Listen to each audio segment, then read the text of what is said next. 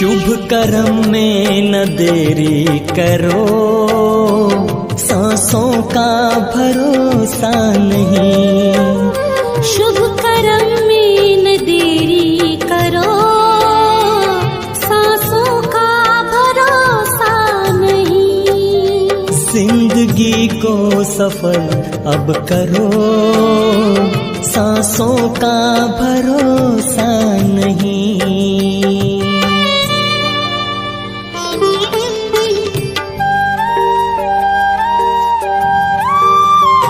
मान भगवान को मानते हो, मगर खुद से पूछो क्या भगवान की मानते।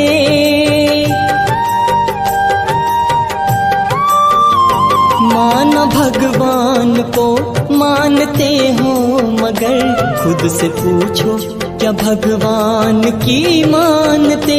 धरती आकाश को जानते हो अगर, ये तो देखो कि खुद को भी हो जानते। ये तो देखो कि खुद को भी हो जानते। प्रभु मिलन में हो, प्रभु मिलन में मगन मन करो, सांसों का भरोसा नहीं। शुभ कर्म में न देरी करो। कर्म सिद्धांत भगवान ने जो समझाया है, और आज दिन तक भी हम जानते उस सिद्धांत को, और वो सिद्धांत यही है, जो करेगा सो पाएगा, जैसा करेगा वैसा पाएगा, जितना करेगा उतना पाएगा। ये कर्म सिद्धांत है। और ये स्पिरिचुअल लॉ कहो, यूनिवर्सल लॉ ऑफ कर्म कहो, इतना एक्यूरेट है कि उसमें भगवान कुछ नहीं करता है। हमारे कर्म ही फाइनलाइज करते हैं। हर कर्म का जो प्रत्युत्तर है वो हमें प्राप्त होना ही है। जैसा किया वैसा प्राप्त होगा, जितना किया उतना प्राप्त होगा, और जो करेगा सो पाएगा। अटल है। इस नियम को कोई चेंज नहीं कर सकता है। संसार की कोई शक्ति नहीं है जो इस नियम को बदली कर दे।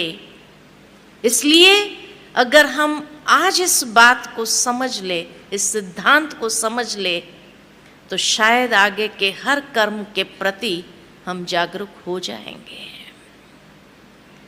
क्योंकि कर्म किसी को छोड़ता नहीं है, उसमें भगवान का कहीं रोल नहीं है।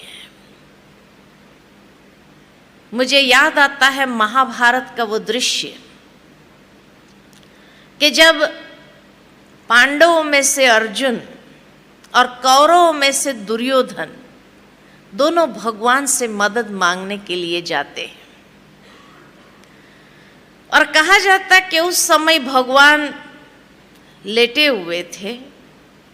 दुर्योधन सिरहाने जाकर के बैठ जाता है, अर्जुन पैरों के पास खड़ा हो जाता है। जैसे ही भगवान की आंखें खुली तो अर्जुन को सामने देखा, और देखते ही कहा, अर्जुन तुम कब आए? दुर्योधन ने कहा कि मैं पहले आया हूं, मुझे मांगने के लिए कहा जाएगा। अर्जुन ने कहा ठीक है, तुम मांग लो। उस वक्त भगवान ने यही कहा कि ठीक है, एक तरफ मैं हूं, एक तरफ मेरी अक्षौणी की सेना है, क्या चाहिए बोलो।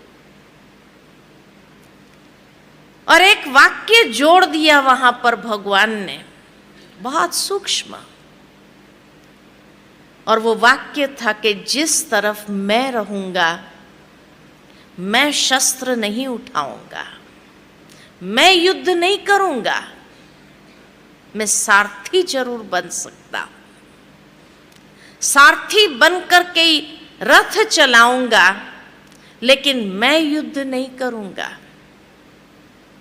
जीवन भी एक संघर्ष है, और इस संघर्ष में, युद्ध में, जहां हर कदम व्यक्ति को युद्ध करना पड़ता है, इस युद्ध में भगवान सारथी बन सकता है, लेकिन हमारे बदले वो युद्ध करे,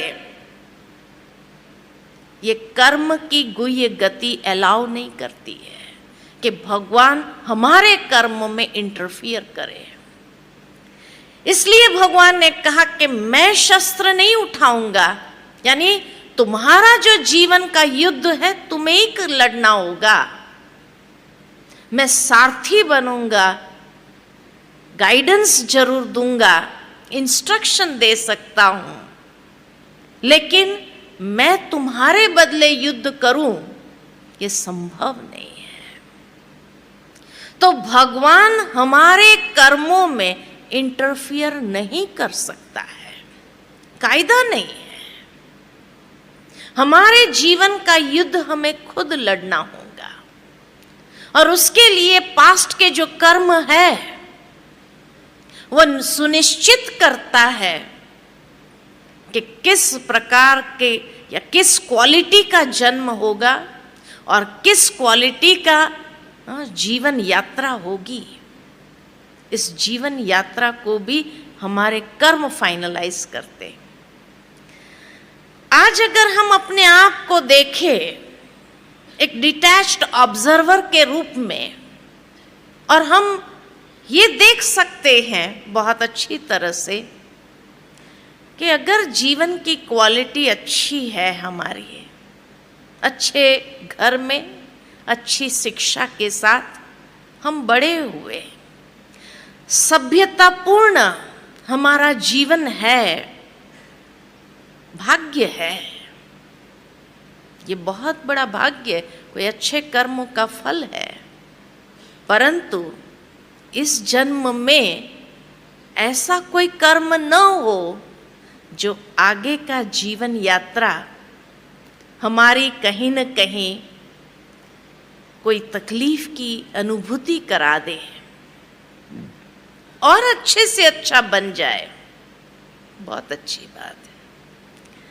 तो कर्म सिद्धांत जो है उसको हमेशा स्मृति में रखते हुए जीवन में जब आगे बढ़ते हैं तो हर समय एक जागृति के साथ कर्म करते हुए आगे बढ़े।